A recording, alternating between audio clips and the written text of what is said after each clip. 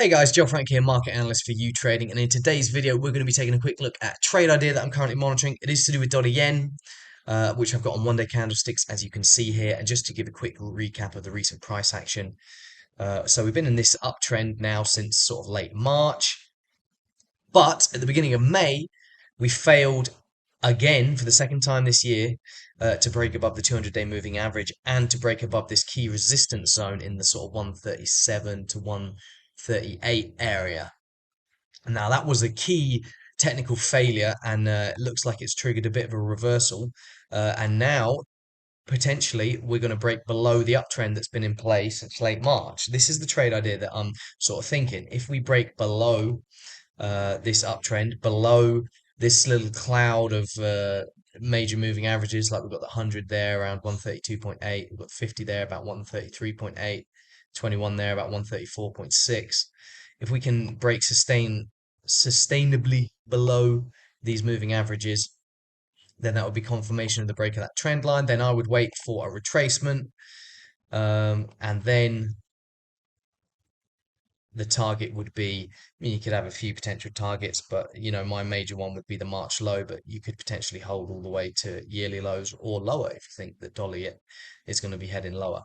What's my fundamental justification for this? Well, look at the inflation data we've had out of the US this week. We've got PPI numbers that came in today, 0.2% month over month below expected. The year over year, it's not on this calendar, but fell to its lowest, I believe, in 2 years at 2.3%. CPI yesterday, US CPI below expected, 4.9%.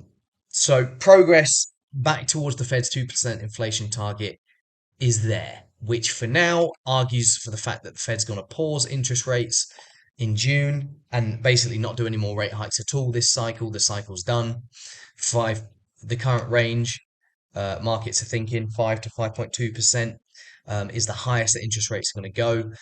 We're now seeing that like a near 100% chance that there's not going to be a rate hike from the Fed at the upcoming meeting. Now, a couple of days ago, there was like a 20% chance implied by the market that there was going to be another rate hike. I think that implied chance was in wake of the stronger than expected jobs data we had on Friday, which kind of boosted those expectations. But yeah, if you look to December, it seems that markets are quite comfortably betting on a strong chance of, well, a lot of rate hikes. I mean, markets are expecting at least 50% worth of rate hikes from current levels, at least by December. There's a 0% chance implied by the markets that interest rates would be above 4.5 to 4.75% by the end of the year.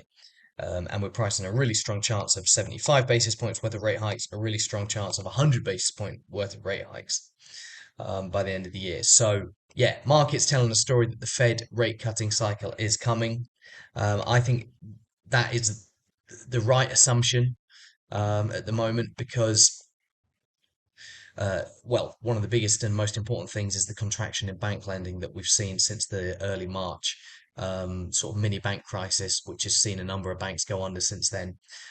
Which, when you get a contraction in lending, that's a big drag on economic growth. Often leads to a recession, and when that happens, that should also help bring down inflation, should weaken the labor market, which is already showing signs of cracking anyway. Like, you got openings declining, you got unemployment claims, which just rose to their highest. I believe that's their highest in a year. Yeah, 264K is the highest since more than a year, actually, January 2022. So yeah, we've got a weakening US economy, bank crisis, Fed rate cutting cycle. Um, I think the recipe's there for the dollar to move lower.